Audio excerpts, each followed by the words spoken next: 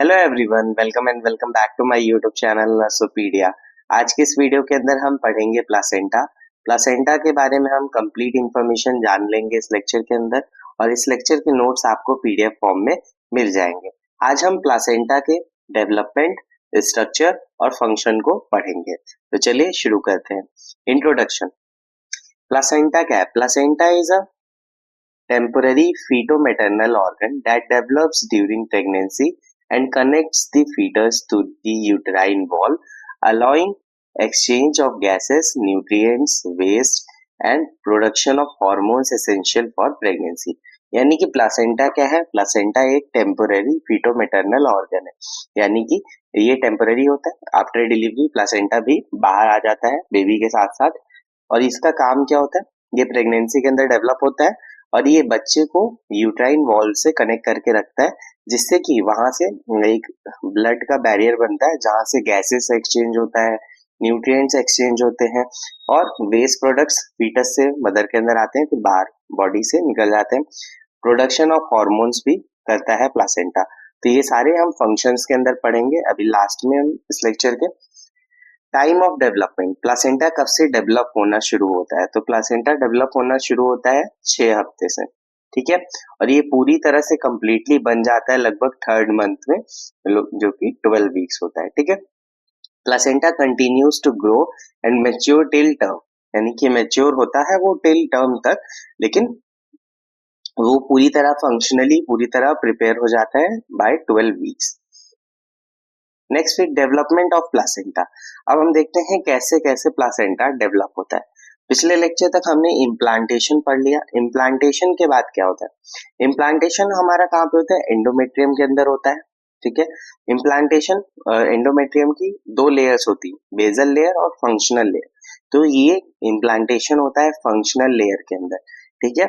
और फिर उसके बाद जब इम्प्लांटेशन हो जाता है, फिर धीरे धीरे जो सिंसिशियो ट्रोफोब्लास्ट होता है वो डेवलप होता जाता है, और वहां पे एक स्मॉल कैविटी बन जाती है, लेक्यूने जिसे बोला जाता है सिंसिशियो ट्रोफोब्लास्ट के अंदर। आप इस इमेज के अंदर भी देख सकते हो।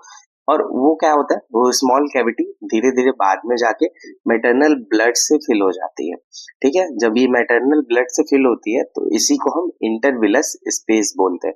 इसे और डिटेल में हम समझते हैं। सबसे पहले हम विलाई समझते हैं, तब हमें इंटरविलस स्पेस समझ में आएगा, ठीक है।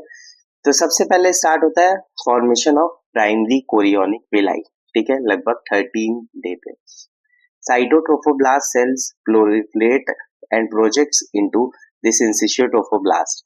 तो जो सिंसिशियो ट्रोफोब्लास्ट था उसके अंदर साइटोट्रोफोब्लास्ट सेल्स प्रोलिफरेट होने लग जाती हैं। These projections form primary chorionic villi, और ये जो होती है ये प्राइमरी कोरियोनिक विलाई का फॉर्मेशन करती है। तो मानो ऐसे ये सिंसिशियो ट्रोफोब्लास्ट है, इम्प्लांटेशन का एक अगर हम साइट ले रहे हैं, उसके अंदर आके साइटोट्रोफोब्लास्ट जो है सेल्स अंदर जाती है, और ये वाला जो स्ट्रक्चर बना वो होता है प्राइमरी विलाई, ठीक है। इसके बाद फॉर्मेशन होता है सेकेंडरी कोरियोनिक विलाई का, लगभग 16 डे पे। यहाँ पे क्या होता है? एक्स्ट्रा एम्ब्रियोनिक मीजोडर्म जो होता है वो ग्रो करता है प्राइमरी विलाई के अंदर। ये मीजोडर्म कोर है, इसी को एक्स्ट्रा एम्ब्रियोनिक मीजोडर्म बोलते हैं। तो अभी तक ये प्राइमरी विलाई थी। अब इसके अंदर एक और आ जाएगा लेयर जिसे एक्स्ट्रा एम्ब्रियोनिक मीजोडर्म बोलते हैं। तो ये सेकेंडरी कोरियोनिक विलाई बन जाती है। अब यहाँ पे विलाई क्या क्या कंसिस्ट कर रही है? Syncytio trophoblast, cytotrophoblast, mesoderm, core, ये एक्स्ट्रा एम्ब्रियोनिक मीजोडर्म, EEM, ठीक है। नेक्स्ट फिर फॉर्मेशन होता है टर्शियरी कोरियोनिक विलाई का, ये लगभग 21 डे पे होता है। Blood vessels develop in the mesoderm core. अब ये जो मेसोडर्म कोर है इसके अंदर देखो ब्लड वेसल्स डेवलप होना शुरू हो जाती हैं। अब ये जो विलाई है ये वेस्कुलर हो जाती है, यानी कि इसके अंदर ब्लड वेसल्स डेवलप हो जाती हैं। This establish fetoplacental circulation. अब यहीं से फीटोप्लासेंटल सर्कुलेशन स्टार्ट हो जाता है। अब यहाँ पे मान लो ब्लड कैपिलरीज आ गई ढेर सारी, और यहाँ से ये जो कैपिलरीज होंगी ये बच्चे के अंदर ब्लड लेके जाएंगी, और यही जो है ये बैरियर का काम करता है। इधर साइड जो अब यहाँ पे मान लो एक विलाई है, अब इसी के बीच में अगर हम एक और विलाई ऐसे ही फॉर्म कर लेते हैं तो ये वाला जो स्पेस है जिसके भी हम बात कर रहे थे, ये होता है इंटरविलस स्पेस। क्या है? इंटरविलस स्पेस है ये। ठीक है। Villi contains blood vessels of embryo, और ये जो विलाई यहाँ पे है ये ब्लड वेसल्स कंटेन करती है एम्ब्रियो का। काफी सारा कंफ्यूजन हो रहा होगा, रुको हम और डायग्राम के थ्रू समझते हैं। ठीक है। तो अभी तक हमने देखा विलाई का डेवलपमेंट, जो विलाई सिस्टम है वो डेवलप हो गया। उसके बाद होता है डेवलपमेंट ऑफ कोरियोनिक फ्रोंडोसम। ठीक है। कोरियोनिक फ्रोंडोसम का डेवलपमेंट होता है, यही जो विलाई वाला पार्ट होता है, ये जो विलस सिस्टम दिख रहा है इसी को कोरियोनिक फ्रोंडोसम बोलते हैं। Chorionic villi at the implantation site proliferate rapidly. This villus part form the chorionic frondosum which becomes the fetal part of placenta. ठीक है। तो यही जो कोरियोनिक फ्रोंडोसम होता है, जो विलाई वाला पार्ट है, विलाई सिस्टम पूरा जो है, इसी को कोरियोनिक फ्रोंडोसम बोलते हैं, और यही आगे जाके फीटल पार्ट बनाता है प्लासेंटा का। नेक्स्ट है डेवलपमेंट ऑफ डेसिडुआ बेसिलिस। डेसिडुआ बेसिलिस क्या है? ये वाली लेयर है, एंडोमेट्रियम वाली लेयर, जहां पे जाके इम्प्लांटेशन हुआ है। पिछले लेक्चर में मैंने बताया था डेसिडुअल रिएक्शन के अंदर, the endometrium at the implantation site undergo decidual reaction, this form the decidua basalis which becomes the maternal part of the placenta. ठीक है। डेसिडुअल रिएक्शन के बाद जहां पे इम्प्लांटेशन होता है वो साइट डेसिडुआ बेसिलिस बन जाती है, और जो कि फ्यूचर में जाके मैटरनल पार्ट बनता है प्लासेंटा का। अब फॉर्मेशन ऑफ इंटरविलस स्पेस, तो अभी मैंने बताया था आपको, जो विलाइस होती हैं उनके बीच का जो स्पेस होता है, जैसे कि ये दो विलाई है, इनके बीच का स्पेस है, ये इंटरविलस स्पेस है। ठीक है।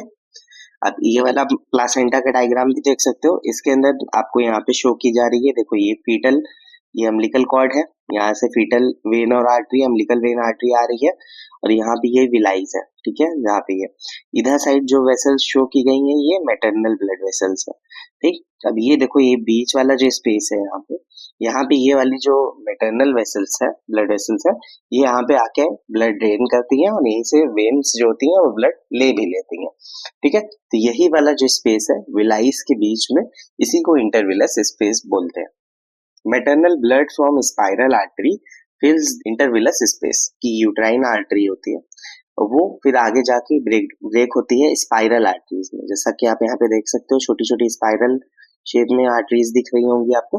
तो ये जो स्पाइरल आर्टरीज होती हैं ये मैटरनल ब्लड को लेके आती है इंटरविलस स्पेस में, वहां पे मैटरनल ब्लड आके इकट्ठा होता है। फिर ये जो कोरियोनिक विलाइज है ये मैटरनल ब्लड के अंदर यहाँ पे डूबी हुई होती है, और फिर वहां से धीरे धीरे एब्सॉर्प्शन होता है, जो भी न्यूट्रिएंट्स होते हैं, जो भी गैसेस होती हैं, वहां से एक्सचेंज होता है आपस में। ठीक है। तो यही है प्लासेंटल बैरियर। ठीक है। आप यहाँ पे देखो प्लासेंटल बैरियर, ये वाली जो कोरियोनिक विलाई है इसको शो किया गया है यहाँ पे। Thin barrier form between the maternal and fetal blood. Placental barrier क्या है? थिन बैरियर जो कि मैटरनल और फीटल ब्लड के बीच में होता है। It consist of 5 layer of tissues. ये 5 लेयर ऑफ टिश्यूज कंसिस्ट करता है, जैसे कि आप देख सकते हो यहाँ पे। सबसे पहला है सिंचियोट्रोफोब्लास्ट, सबसे आगे, फिर उसके बाद अंदर होता है साइटोट्रोफोब्लास्ट, दो गए, बेसमेंट मेम्ब्रेन है, फिर उसके बाद नेक्स्ट स्ट्रोमल टिश्यूज होते हैं, फिर एंडोथीलियम ऑफ फीटल कैपिलरीज। ये फीटल कैपिलरीज दिख रही है, इसकी एंडोथीलियम जो होती है। तो ये जो 5 लेयर होती है टिश्यूज से, इसके थ्रू गैसेस एक्सचेंज होता है। ठीक है। It allows exchange of gases, nutrients, waste without mixing the blood. ठीक है। ये पॉइंट याद रखना कि माँ का ब्लड बच्चे के अंदर डायरेक्टली नहीं जाता है। ठीक है। ये ब्लड दोनों अलग अलग होते हैं, फीटल ब्लड अलग होता है, मैटरनल ब्लड अलग होता है, बस दोनों के बीच में कांटेक्ट होता है। कहाँ पे कांटेक्ट होता है? ये प्लासेंटल बैरियर पे। ठीक है। यहाँ से गैसेस का एक्सचेंज, न्यूट्रिएंट्स का एक्सचेंज और वेस्ट प्रोडक्ट्स का एक्सचेंज होता है। ठीक है। यहाँ पे देखो शो भी किया गया है कि इधर मैटरनल ब्लड है, अंदर फीटल ब्लड है, और फिर यहाँ से ऑक्सीजन जो है मैटरनल ब्लड से फीटल ब्लड में आ रही है, और कार्बन डाइऑक्साइड फीटल ब्लड से मैटरनल ब्लड के अंदर जा रही है। नेक्स्ट फिर फीटल मेम्ब्रेन्स। अब प्लासेंटा हमने पढ़ लिया, प्लासेंटा के साथ साथ में फीटल मेम्ब्रेन भी है आपके सिलेबस में। आपने देखा होगा प्लासेंटा एंड फीटल मेम्ब्रेन का आपको स्ट्रक्चर फंक्शन वगैरह पढ़ना होता है। तो फीटल मेम्ब्रेन क्या होता है? जो आउटर कवरिंग होती है फीटस को, जो कवर करके रखता है। ठीक है। तो फीटल मेम्ब्रेन क्या होती है? 2 टाइप की होती है। एक कोरियन और दूसरी एमनियन। ठीक है, तो कोरियन क्या है, यहाँ पे आप देख सकते हो ये अपर है, बाहर की तरफ है, आउटर लेयर होती है, और एमनियन जो है वो इनर लेयर होती है। एमनियन के अंदर ही एमनियोटिक कैविटी बनती है जहाँ पे एमनियोटिक फ्लूइड होता है, उसको हम नेक्स्ट लेक्चर में पढ़ेंगे या नेक्स्ट टू नेक्स्ट पढ़ेंगे। ठीक है, नेक्स्ट लेक्चर के अंदर तो हम एबनॉर्मेलिटी पढ़ेंगे प्लासेंटा की, फिर उसके बाद हम एमनियोटिक फ्लूइड के बारे में पढ़ेंगे। ठीक है, तो ये एम्ब्रियो है, एम्ब्रियो के बाहर यहाँ पे एमनियोटिक कैविटी दिखाई गई है, फिर उसके ऊपर एमनियन लेयर है, उसके बाहर कोरियन है। ठीक है, कोरियन क्या होता है, chorion is an outer most layer of both foetal membrane. ठीक है, दोनों ही फीटल मेम्ब्रेन का ये बाहर वाला लेयर होता है। Chorion is formed from the outer trophoblast and inner lining of mesoderm. ठीक है, तो ये बाहर तरफ से ट्रोफोब्लास्ट से बना होता है और अंदर की तरफ से जो इनर लाइनिंग होती है मीजोडर्म की, उससे बना हुआ होता है। From chorion develop finger like projections which are called chorionic villi. जो भी हम प्राइमरी सेकेंडरी टर्शियरी विलाइज पढ़ रहे थे, ठीक वही है कोरियोनिक विलाइज। ठीक है, और ये कोरियन से ही डेवलप होती हैं, which grows into endometrium and gets nutrients for foetus. ठीक है, तो ये कोरियोनिक फ्रोंडोसम, कोरियोनिक विलाई चीजें सेम है। ठीक है, कोरियोनिक फ्रोंडोसम वाला जो पूरा पार्ट है ये होता है, और इसके अंदर ये जो एक एक विलाइज है, जो ट्री लाइक स्ट्रक्चर दिख रहा है आपको, फिंगर लाइक स्ट्रक्चर दिख रहा है, उसे हम कोरियोनिक विलाई बोलते हैं। तो अब पार्ट्स ऑफ कोरियन, ठीक है, दो कोरियन जो है दो पार्ट में होता है, एक तो कोरियोनिक फ्रोंडोसम जिसके अंदर विलाइज प्रेजेंट होती है, और एक दूसरा होता है कोरियोनिक लीवे, जैसा कि आप ये वाला पूरा पार्ट देख रहे होंगे, ये वाला पूरा स्मूथ पार्ट है ना, तो ये कोरियोनिक लीवे होता है, और कोरियोनिक फ्रोंडोसम और कोरियोनिक विलाई, ये वाला पार्ट इसके अंदर विलाइज प्रेजेंट होती है कोरियोनिक फ्रोंडोसम के अंदर। तो कोरियोनिक फ्रोंडोसम क्या है, outer surface of chorion, it villi contact the decidua basalis. तो ये जो कोरियोनिक फ्रोंडोसम है इसके अंदर विलाइज प्रेजेंट होती हैं जो कि कॉन्टैक्ट करता है डेसिडुआ बेसिलिस से। This is placental portion of the Korean, और ये क्या है, प्लासेंटल पोर्शन है कोरियन का। कोरियोनिक लीवे, कोरियोनिक लीवे क्या है, smooth non villous portion of the Korean. अब कोरियन का जो दूसरा पार्ट है जिसमें विलाइज प्रेजेंट नहीं है उसे हम बोलते हैं कोरियोनिक लीवे।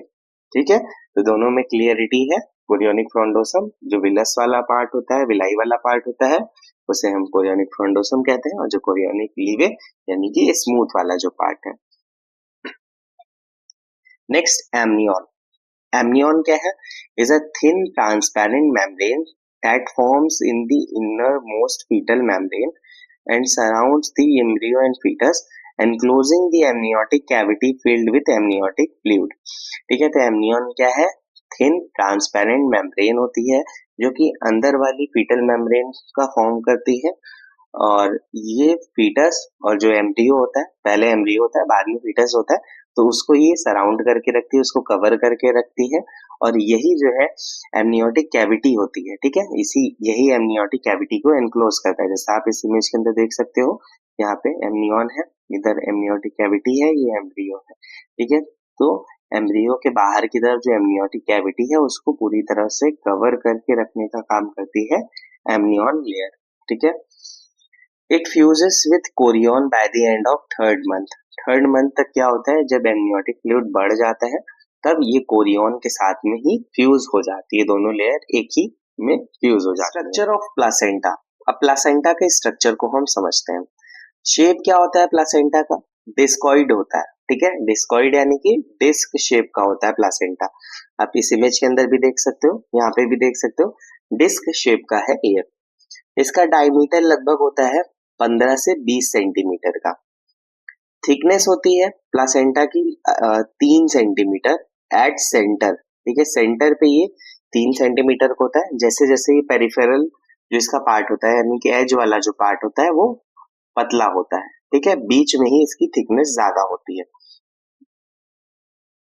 वेट प्लासेंटा का टर्म पे यानी कि 40 हफ्ते प्रेगनेंसी के जब कंप्लीट हो जाते हैं, टर्म पे प्लासेंटा का वेट लगभग 500 से 600 ग्राम होता है।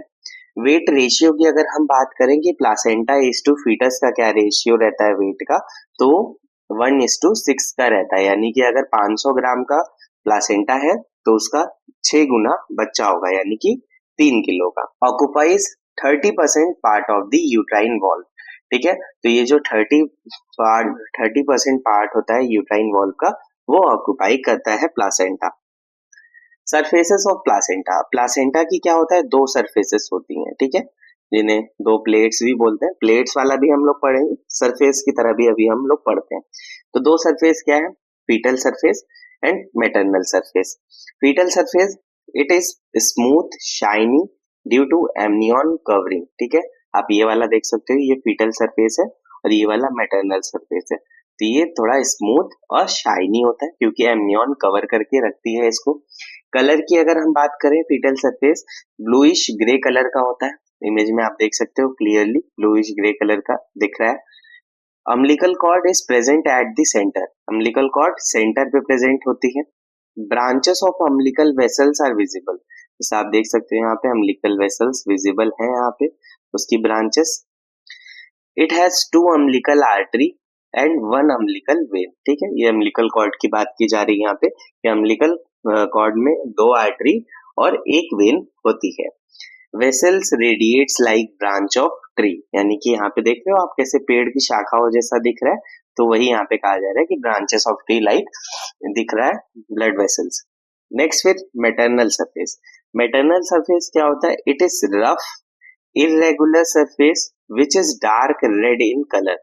इस इमेज में आप क्लियरली देख सकते हो, रफ है, इरेगुलर है, कहीं पे ज्यादा है कहीं पे कम, थोड़ा ऊपर नीचे रहता है। नेक्स्ट, डार्क रेड कलर का होता है। ठीक है, क्योंकि यहाँ से डायरेक्टली ब्लड वेसल्स अटैच होती हैं, जब ये निकलता है बाहर तो पूरा ये ब्लड से लगा रहता, तो ये रेड कलर का होता है, डार्क रेड कलर का। Greyish spots are seen due to calcium deposit. और कहीं कहीं पे ग्रेइश स्पॉट्स दिखते हैं, वहां पे क्या होता है, कैल्शियम डिपॉजिट होता है, इसलिए। It is less than 1/5 part of total placenta. जो मैटरनल सरफेस होता है वो 1/5 पार्ट होता है प्लासेंटा का, और जो फीटल सरफेस है वो 4/5 होता है।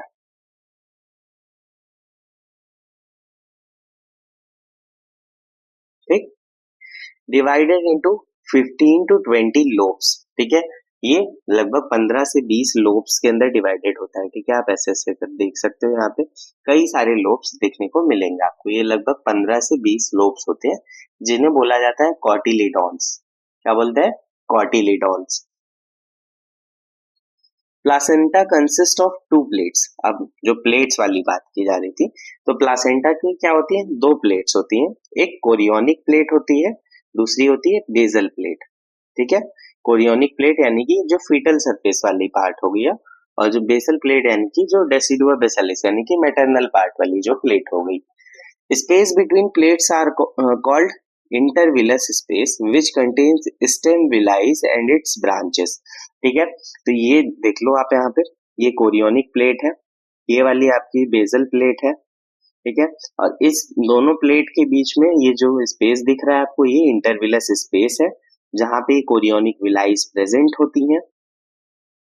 इन्हीं को स्टेम विलाइज बोला जाता है। ठीक है, stem villi originate from chorionic plate and extend towards the basal plate. ठीक है, तो ये कोरियोनिक प्लेट से स्टेम विलाइज निकल के आती हैं और ये एक्सटेंड करती हैं पूरा बेसल प्लेट तक। और इंटरविलस स्पेस क्या है, also filled by slow flowing maternal blood. तो ये जो इंटरविलस स्पेस है, ये आप देख सकते हो, ये स्पाइरल आर्टरीज यहाँ पे प्रेजेंट है, तो इनसे ब्लड जो होता है इंटरविलस स्पेस में जाके भरता है, और फिर उसके बाद वेन्स के थ्रू जो है, यूट्रोप्लासेंटल वेन्स है, ये बाहर की तरफ निकल जाता है। Stem विलाइज form primary, secondary, tertiary, जिससे हमने पढ़ लिया, प्राइमरी 13 दिन पे, सेकेंडरी 16 दिन पे, और टर्शियरी 21 दिन पे फॉर्म हो जाता है according their progressive development. Human placenta contains about 60 stem villi. ठीक है, तो ये जो विलाइज है, ये लगभग ह्यूमन प्लासेंटा के अंदर 60 प्रेजेंट होती हैं। एक कॉटिलिडॉन में आमतौर पे 4 प्रेजेंट होती हैं। ठीक है, 1 कॉटिलिडॉन में, क्योंकि अभी हम लोब्स पढ़ रहे थे ना, उसके अंदर 4 स्टेम विलाइज आमतौर पे प्रेजेंट होती हैं। उसी हिसाब से 15 से 20 कॉटिलिडॉन्स के अंदर लगभग 60 स्टेम विलाइज प्रेजेंट होती हैं। Villi are functional unit of placenta. ठीक है। तो ये विलाईज क्या होती हैं? Functional unit of placenta, because villi are responsible for exchange of gases, exchange between maternal and fetal blood. ठीक है, विलाईज क्या है? फंक्शनल यूनिट है प्लासेंटा की, क्योंकि विलाईज के थ्रू ही एक्सचेंज होता है जो भी न्यूट्रिएंट्स, गैसेस और वेस्ट प्रोडक्ट्स होते हैं from maternal and fetal blood. Next फिर है प्लासेंटल सर्कुलेशन, या प्लासेंटा के अंदर ब्लड सर्कुलेशन होता कैसे है। ठीक है, तो एक mature placenta contains about 500 ml blood, among these 350 ml blood present in fetal side, यानी कि विलाई सिस्टम के अंदर 350 प्रेजेंट होता है, और 150 ब्लड प्रेजेंट होता है 150 ml इंटरविलस स्पेस, यानी कि मैटरनल साइड, यानी कि ज्यादा ब्लड किधर साइड है? फीटल साइड में 350 ml होता है, और मैटरनल साइड में 150 ml होता है। टोटल ब्लड एक मैच्योर प्लासेंटा के अंदर 500 ml होता है। ठीक है, there are two type of blood circulation. ठीक है, तो प्लासेंटा सर्कुलेशन के अंदर, प्लासेंटल सर्कुलेशन के अंदर आपको दो टाइप का ब्लड सर्कुलेशन देखने को मिलेगा। एक तो यूट्रोप्लासेंटल, यानी कि जो मैटरनल सर्कुलेशन है, और दूसरा होता है फीटल सर्कुलेशन, यानी कि फीटोप्लासेंटल। एक बारी तो ब्लड मां से प्लासेंटा तक आएगा, उसे हम बोलते हैं मैटरनल सर्कुलेशन, और फिर वही प्लासेंटा से एक्सचेंज के थ्रू जो ब्लड होगा, फिर उसके बाद वो ब्लड जाएगा फीटो में प्लासेंटल में। दोनों अलग अलग होते हैं सर्कुलेशन, आपको मैंने बता दिया। दोनों ब्लड मिक्स नहीं होते हैं, बस एक्सचेंज होता है उसके अंदर गैसेस, वेस्ट और न्यूट्रिएंट्स का। ठीक है, तो मैटरनल सर्कुलेशन हम पढ़ते हैं। It is concern with maternal circulation by intervillous space. ठीक है, यहाँ पे हम बस इतना ध्यान रखें, जो इंटरविलस स्पेस है वहां पे मैटरनल आर्टरीज के थ्रू ब्लड आता है, तो उतना ही हम यहाँ पे बस जानेंगे। यूट्राइन आर्टरी, ठीक है, कैसे कैसे सर्कुलेशन होता है। यूट्राइन आर्टरी के थ्रू ब्लड आता है, फिर स्पाइरल आर्टरी के अंदर जाता है, आप यहाँ देख सकते हो ये दोनों जो है, ये वेन है और ये आर्टरी है। ठीक है, यूट्राइन आर्टरीज है, फिर उसके बाद ये देखो ये स्पाइरल आर्टरी है, इसके थ्रू ब्लड चला जाता है इंटरविलस स्पेस के अंदर।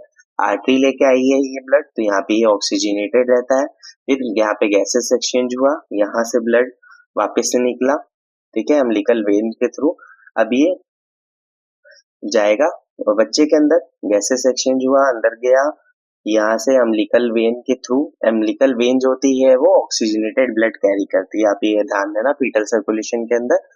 फिर यहाँ से ब्लड जाता है फीटस के पास में, फिर वो वापस आता है अम्बिलिकल आर्टरी के थ्रू डीऑक्सीजनेटेड ब्लड प्लासेंटा पास, प्लासेंटा से ये विलस के अंदर जाएगा, विलाई सिस्टम में, यहाँ से गैसेस एक्सचेंज होगा, फिर ये यूट्राइन आर्टरी के अंदर चला जाएगा, और यहाँ से वापस के अंदर चला जाएगा ये ब्लड।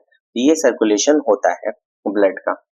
नेक्स्ट फीटल सर्कुलेशन, तो फीटल सर्कुलेशन कब से स्टार्ट होता है? अराउंड 21 से 22 डेज पे फर्टिलाइजेशन पे। ठीक है, 21 से 22 दिनों पे स्टार्ट हो जाता है फीटल सर्कुलेशन।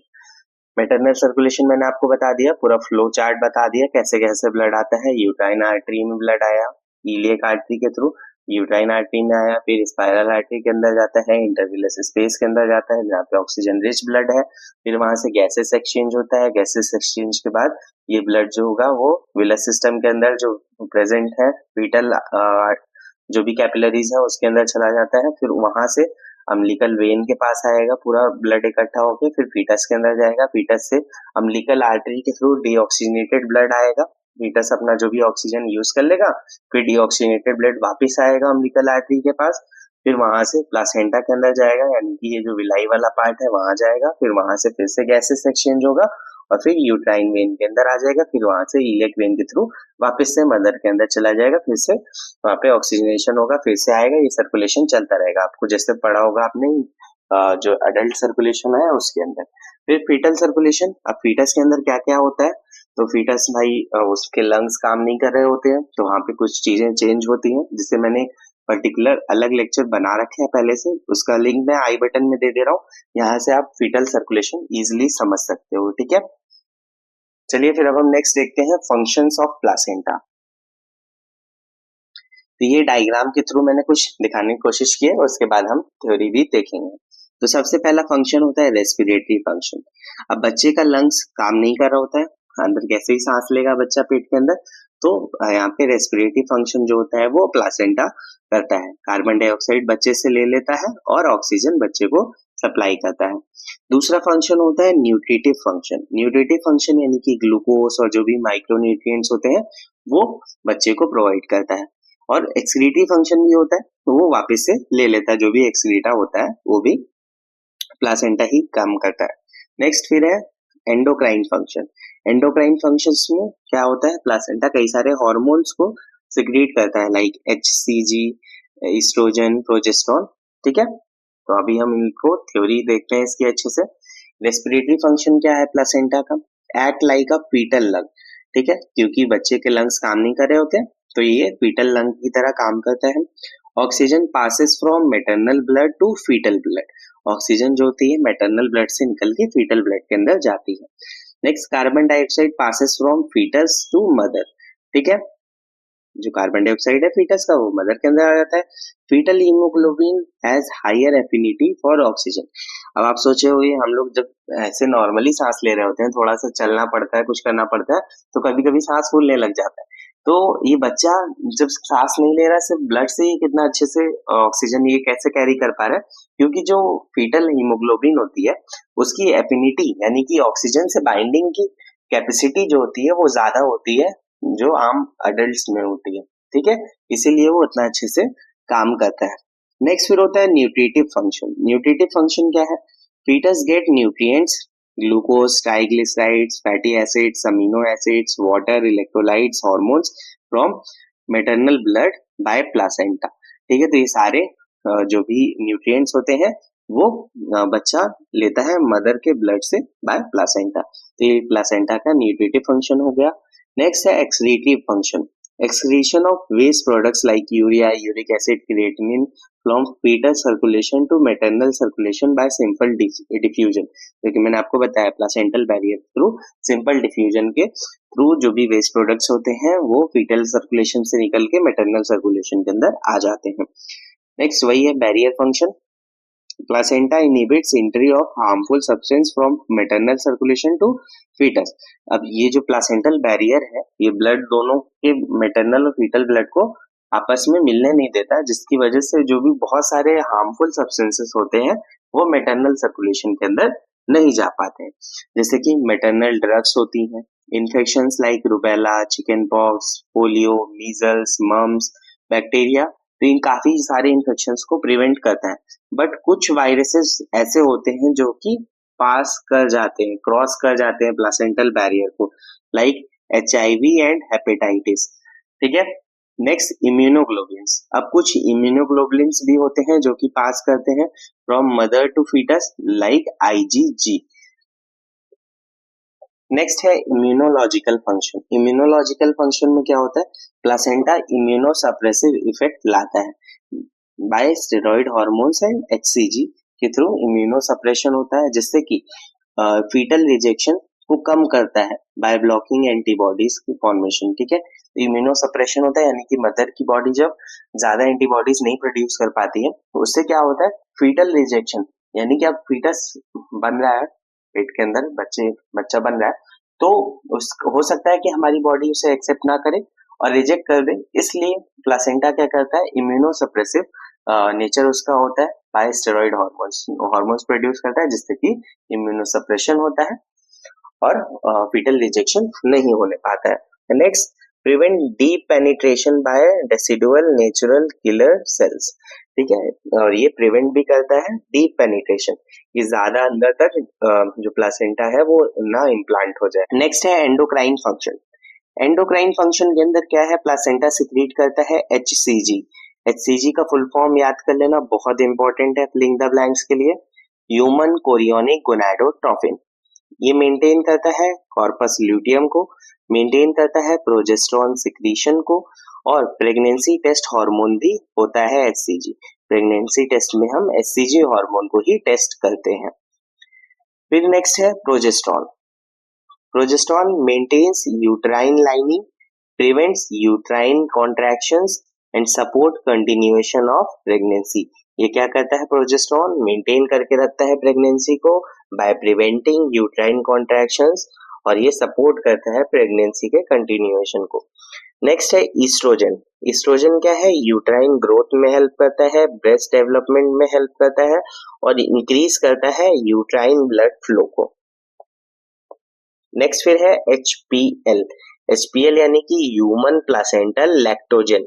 ये क्या करता है? ब्रेस्ट को प्रिपेयर करता है for lactation, provides glucose to fetus, और दूसरा काम करता है ग्लूकोज प्रोवाइड करता है फीटस को।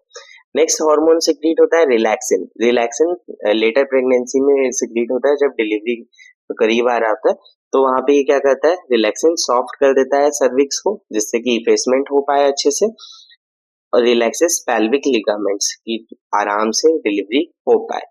नेक्स्ट फिर है स्टोरेज फंक्शन। प्लासेंटा क्या करता है? स्टोर करके रखता है glycogen, iron, fat soluble vitamins को। ठीक है, तो यहाँ पे हमने पूरा प्लासेंटा पढ़ लिया, स्ट्रक्चर, फंक्शन, डेवलपमेंट, सब कुछ प्लासेंटा के बारे में। इससे बाहर नहीं आएगा आपके एग्जाम में। तो आई होप कि आपको ये लेक्चर अच्छा लगा होगा। अगर अच्छा लगा तो लाइक करना, चैनल को सब्सक्राइब करना, बेल नोटिफिकेशन ऑन कर लेना, ताकि जो भी नेक्स्ट लेक्चर हो उसकी अपडेट आपको मिल जाए। Thank you for watching this video.